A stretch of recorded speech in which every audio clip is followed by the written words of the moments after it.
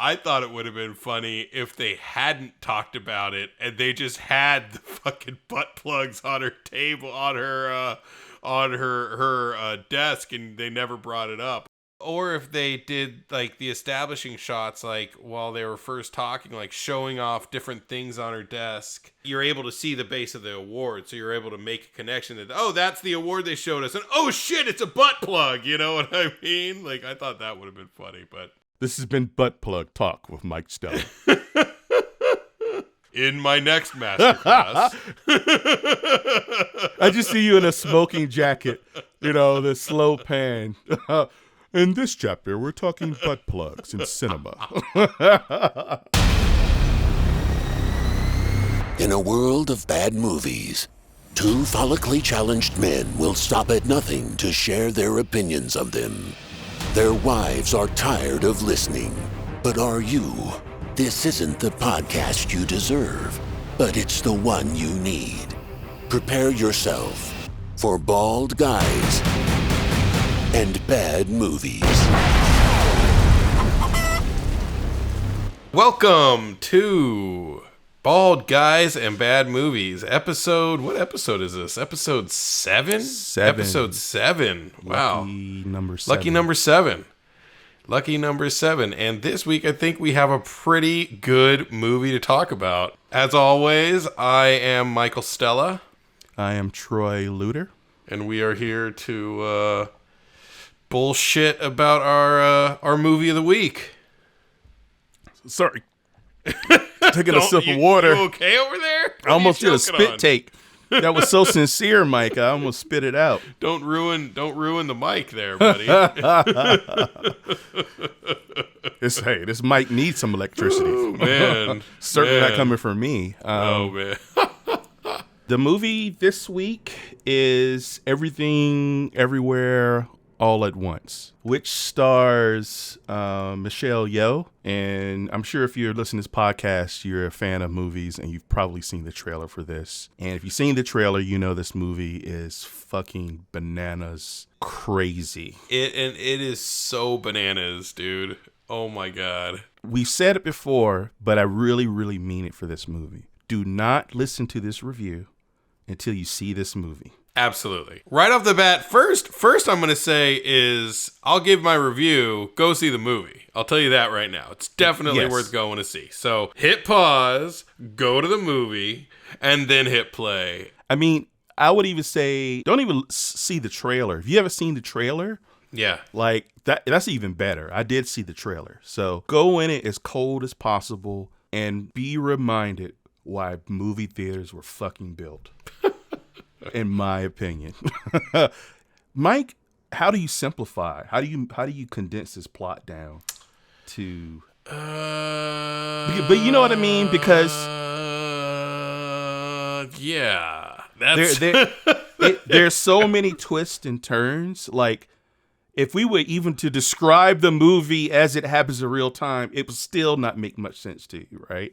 Basically, there is a ultimate evil that is taking over the multiverse and trying to destroy everything in it. And an unassuming laundromat owner who's about to lose her laundromat is thrown into this crazy multiversal battle, and she has to save the multiverse from this evil that wants to not consume, just destroy everything. This is directed by Daniels. I don't know it. And when I first heard that name, I'm thinking, pretentious. What a douchey thing. There's two guys. I guess they're friends. Dan Kwan and Daniel Scheinert. Okay.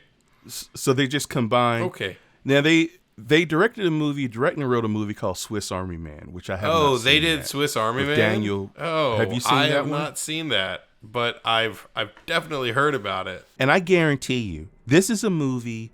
The reason I say instant classic because it's not going to have Batman numbers. It's not going to have that kind of number. It's going to be that movie like Big Trouble in Little China. It's probably going to fare better than Big Trouble in Little China. Big Trouble in Little China was a box office flop pretty much, and then was discovered and new life breathed into it via home video. It's I think definitely going to become a cult classic for sure. I think word of mouth is going to keep it alive longer in the theaters. At least I hope.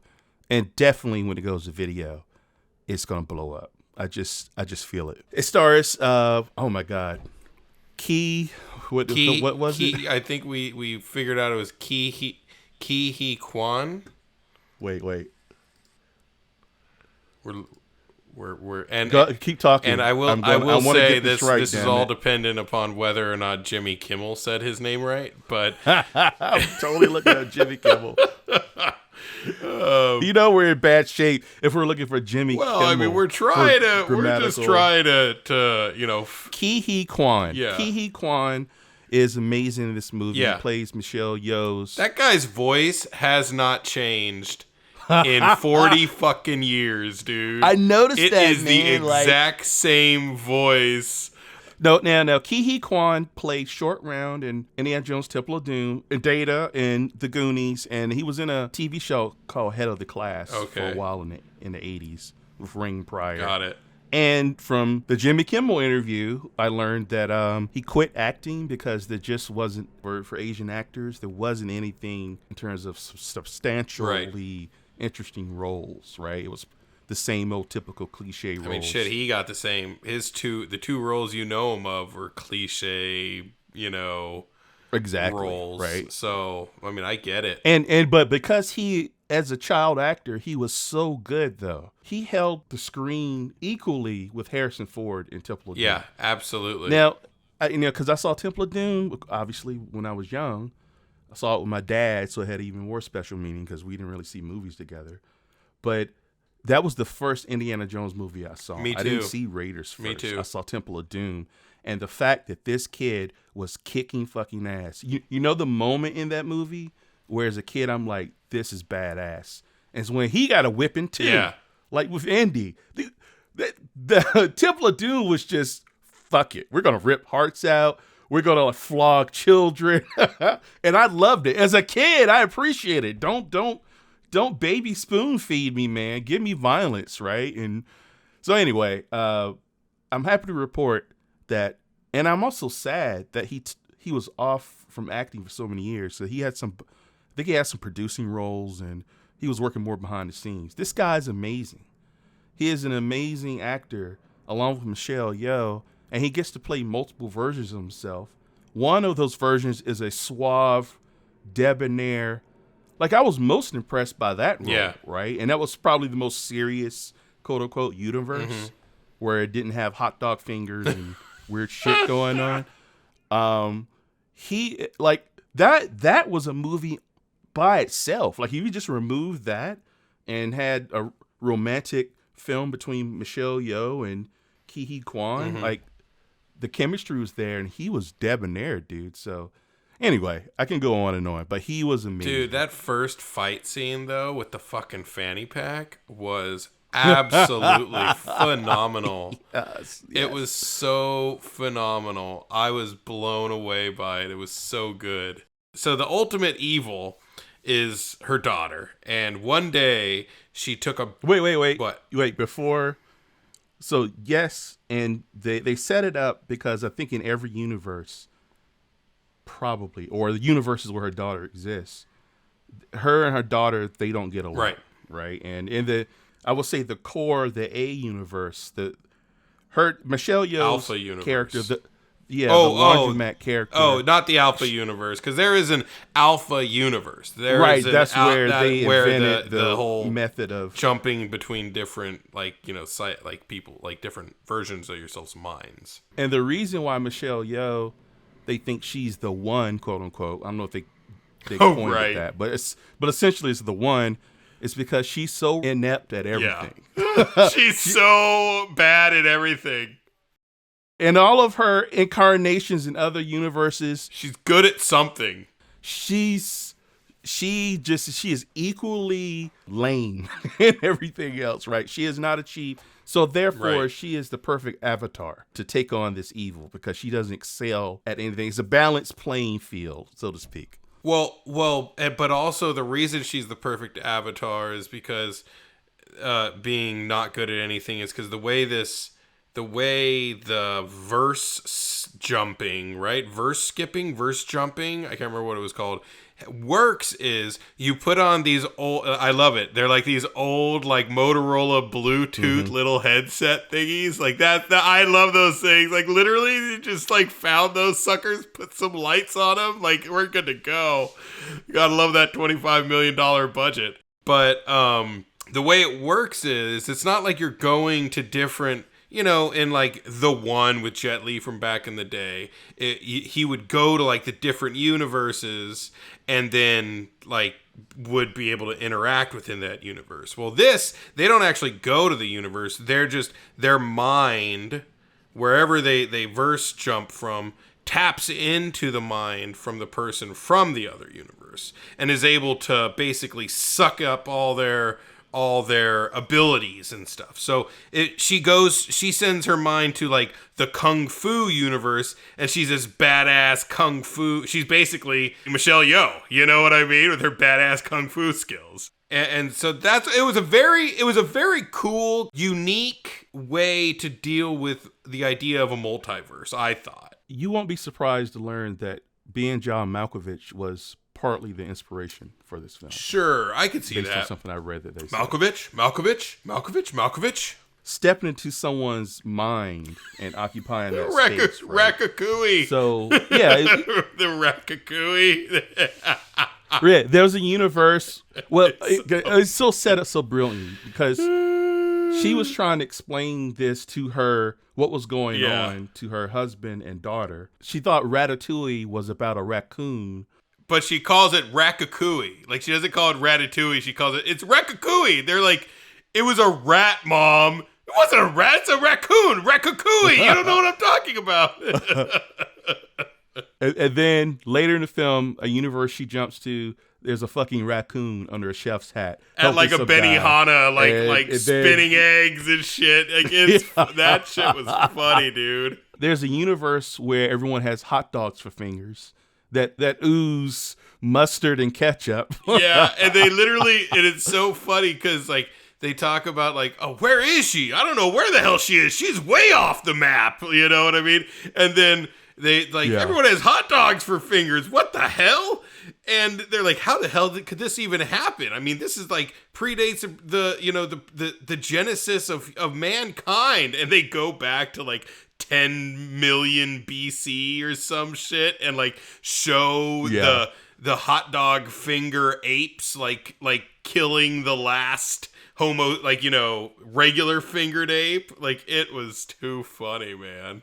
Now, we can't not get too far from this part, the logistics of it, without speaking of, in order to evoke a jump, to acquire ability, you have to do something improbable, right?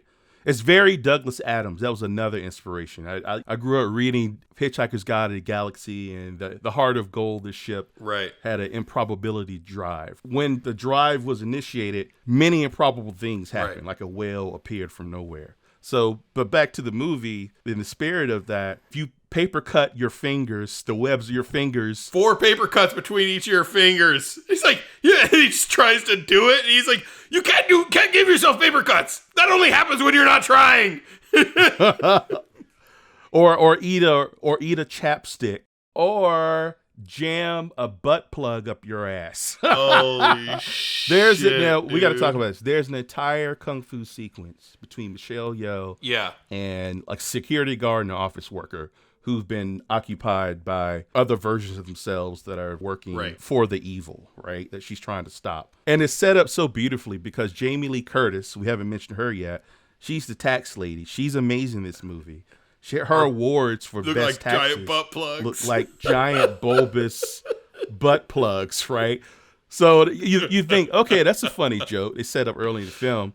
Then, like near the end of the second act, this big giant kung fu fight, Michelle Yeoh and 2 other dudes, they see the butt plug. That's the ultimate improbable thing, right? To allow them to jump and immediately come back with some power. So they're fighting to get to the butt plug. And then another security guard does like a flying leap, leg spread, and lands with the freaking like the blurred out thing. Oh my God. Yeah, It was so funny. I was cracking up.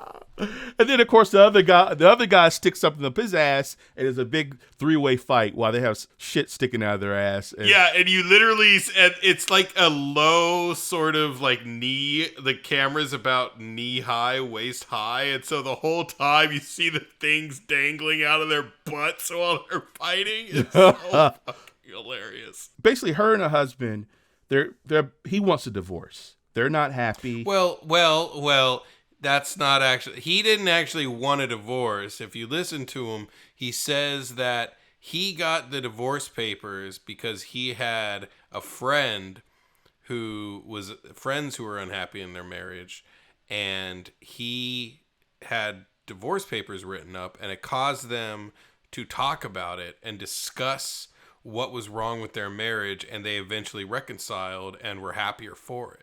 It was a little too long. It was 2 hours and 20 minutes. It was. I figure you could have cut out 20, 30 minutes and it would have been a little tighter. And I will say that at the end, it kind of, when it kind of diverged from being a crazy off the wall kung fu kick-ass sort of movie to this heartfelt sort of interaction between everyone, I understood why it went there, but I kind of felt like they could have done something a little bit better, where that was intermixing with a fight, you know what I mean? And the like certain beats of the fight represented certain reconciliations in the other world, you know what I mean?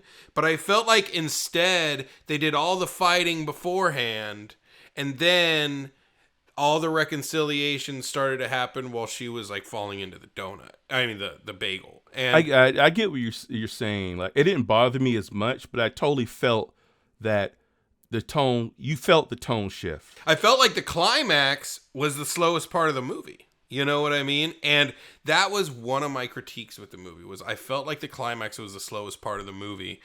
And I was disappointed at that because it felt like a crescendo, and it never reached the peak, and then it kind of like plateaued and then went down as far as energy goes.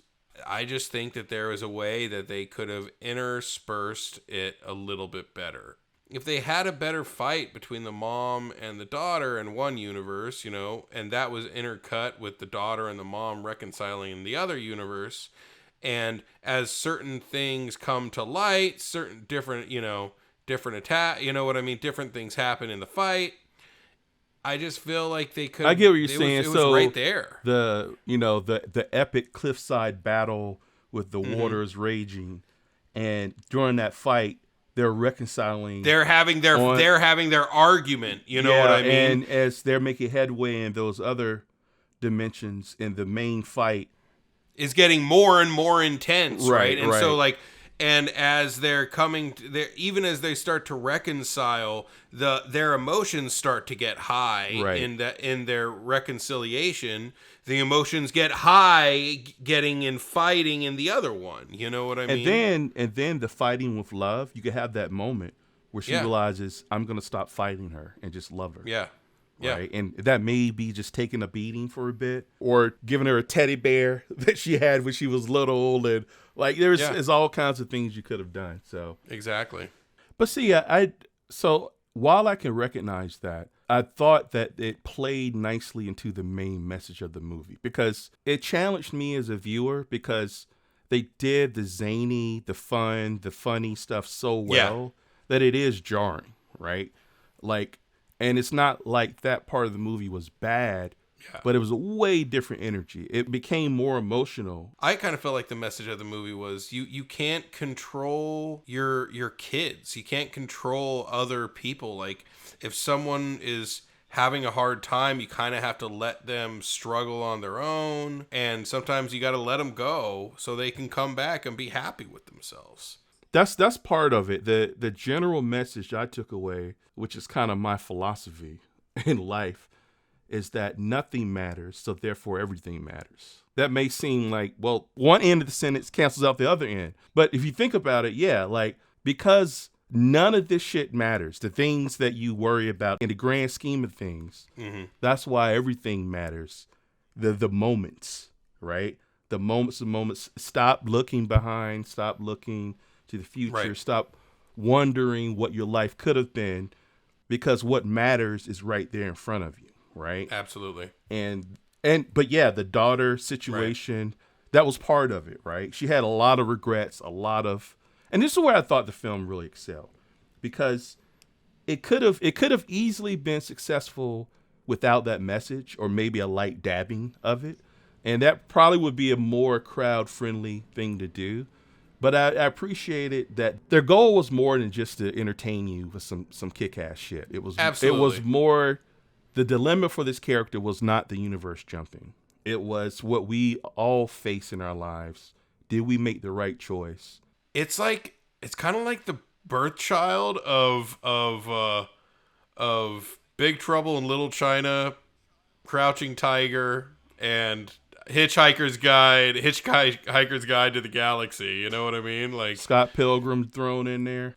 Oh, and Lopan was in it. Hell yeah! Like, you know, gotta love the fact that they threw Lopan in there as Gong Gong or whatever his name was. James Hong. Yes. If you take the sci-fi or the dilemma, the outside forces out of it, and it still works as a story, then you know you have something, right? It's not shallow. And I felt, yeah, you could have made a drama about a daughter who's a lesbian and the mother who's stuck between tradition and her own life and the dad and this and that. Like, there's enough meat on the bone there that you could have had a movie just about that. Absolutely. It would have been a different type of movie. But you take that movie and you put it in a blender and stick a dildo up someone's ass. Oh, there's a dildo fight. She's The daughter with the dildos. That shit was so funny. Now, I've never heard of that actress. I've never seen her. Stephanie She's been in Sue? stuff that I haven't seen.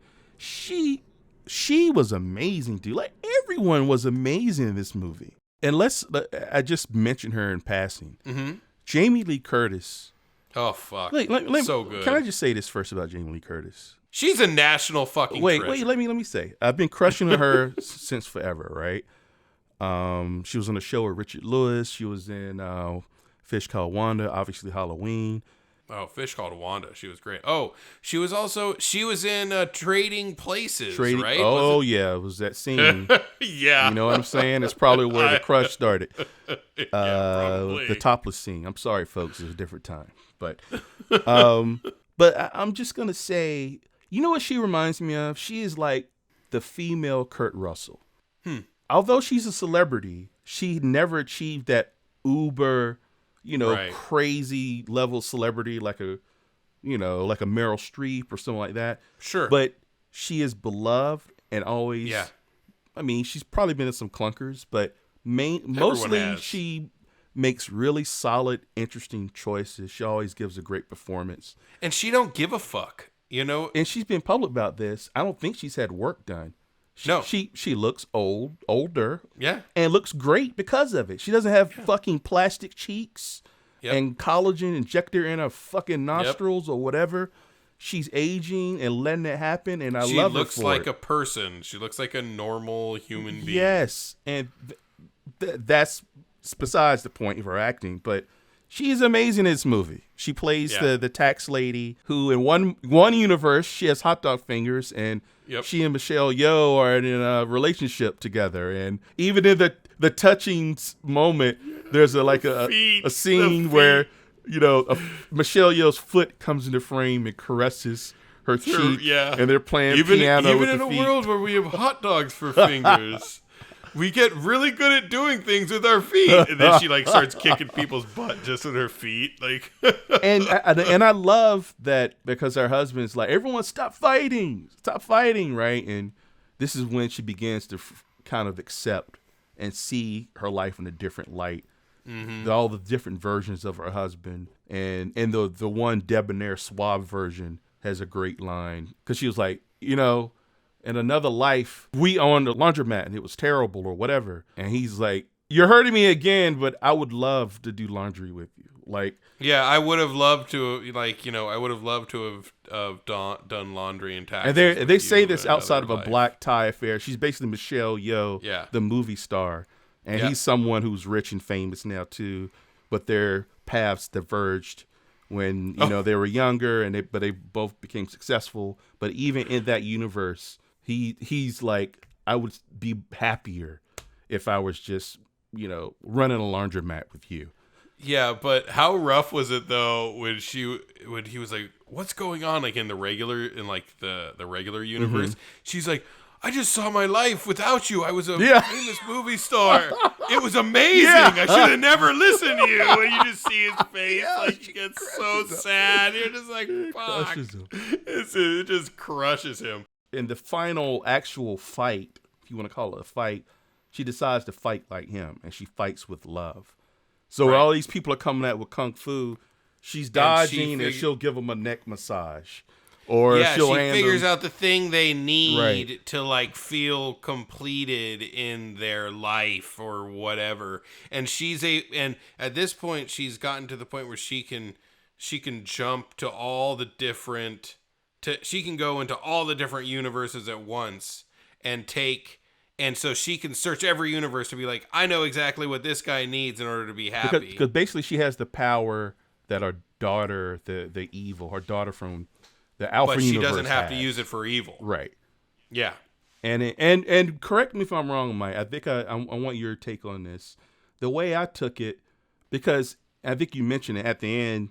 One of the messages is just letting go, right? Right. Letting someone be who they're meant to be, or let them discover their own way. Yeah. And stop trying to micromanage everything. So the alpha daughter, who's evil, she's fighting to save her, keep her from walking into the big, what was it, croissant, Well, big donut. so She does let her go, right? Yeah, she does. She does. She does let her. And that go. one then just goes into the abyss.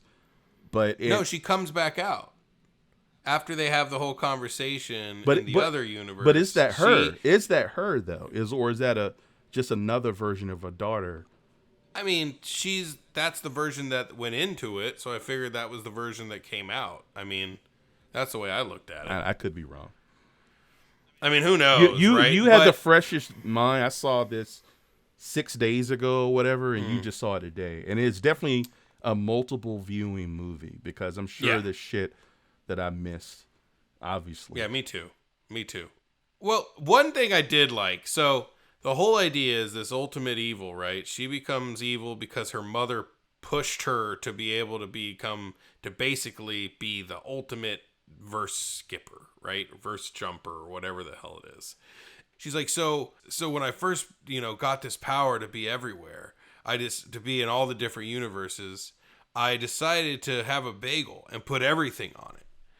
But I put everything on it. I put all our receipts from our taxes, all our arguments between you and me. I put everything from every universe and every world onto this one bagel, and it created this ultimate black hole that wants to suck everything up. Mm-hmm. And the whole idea is, I mean, when I thought about that was like, yeah, if you put everything on your shoulders, it's going to fucking drown you. Right. You know what I mean? You just kind of have to roll with the punches. Right. And you can't think about everything at once. You have to you just kind of got to let go of some of the stuff to handle what you got to handle right then, so you can make it through your day-to-day life. Right. Because life can seem so fucking crushing sometimes. It's living in the moment, dude. And live in the moment, right, and understand that nothing lasts forever. Right. And that's a good thing. You know what I mean? Mm-hmm.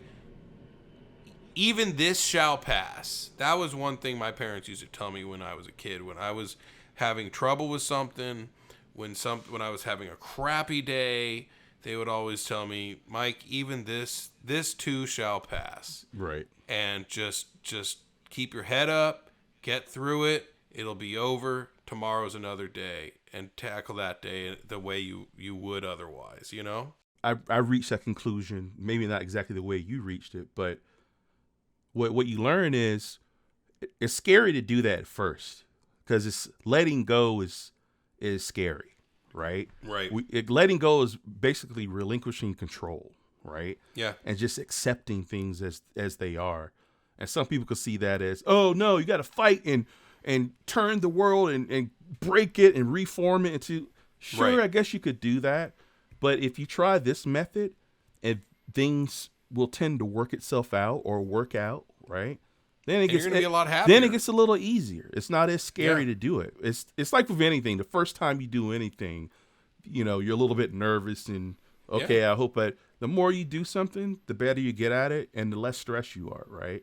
This is the beauty of this movie, right? And while I get your point that it was jarring, right? If there's a way the sentimentality and the message could have been speckled in there, it felt like it's almost like a tube of toothpaste. If you squeeze it, like all like this, the heartfelt stuff was just forced into one part of the movie because there was all this other wild, crazy shit they had established, and it was a lot of fun doing it. But that said, it wasn't an empty calories movie. No, that's absolutely true. That's absolutely true. And this is why I say it's refreshing to have this kind of movie where, as much as I love the Marvel movies, the DC movies, and the big blockbuster, whatever, this feels like a movie that could have been made in my youth. Like one of those classics that's just full of ingenuity, full of freshness, creativeness, full of fuck it, let's just do it.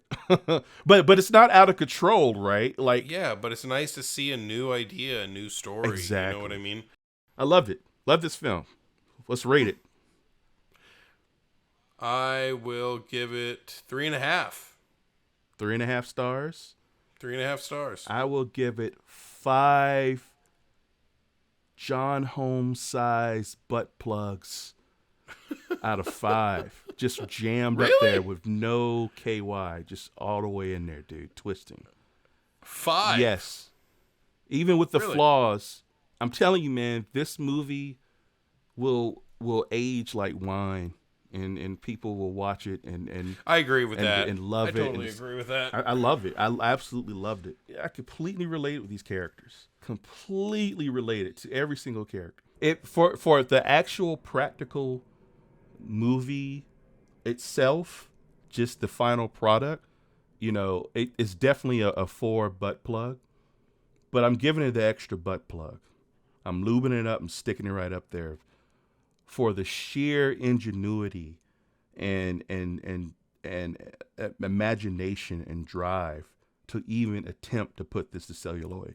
And I think that's why I was a little disappointed about that, was because I felt like it could have been even better. You know what I mean? It could have been not like, I feel like if they had fixed that one little part, it would have been, it probably would have made $100 million by now. Even with the flaws, like I said, I still give it 5 dildos because, or I'm sorry, 5 butt plugs, big black butt plugs. But why is there racism in the butt plug community? Because is it worse to have a big black butt plug jammed up your ass because they were big black butt plugs? Is that more menacing, or am I looking or is it more like, well, Darth Vader's black because black is badass and menacing, right? Like, which is it?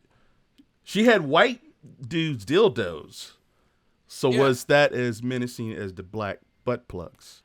I don't tell know, me, man, Mike, but what's I your will thoughts say, on the butt plug situation? My thought on the butt plug was, I was watching the movie and wait, have you ever uttered that sentence ever? That's the first time ever. What? My thought on the butt plug, I was watching the movie. You've never said that before in your life. I guarantee you. But go ahead. Okay. As moving on, I guess. In another universe, we talk about it all the time. But in this universe, never.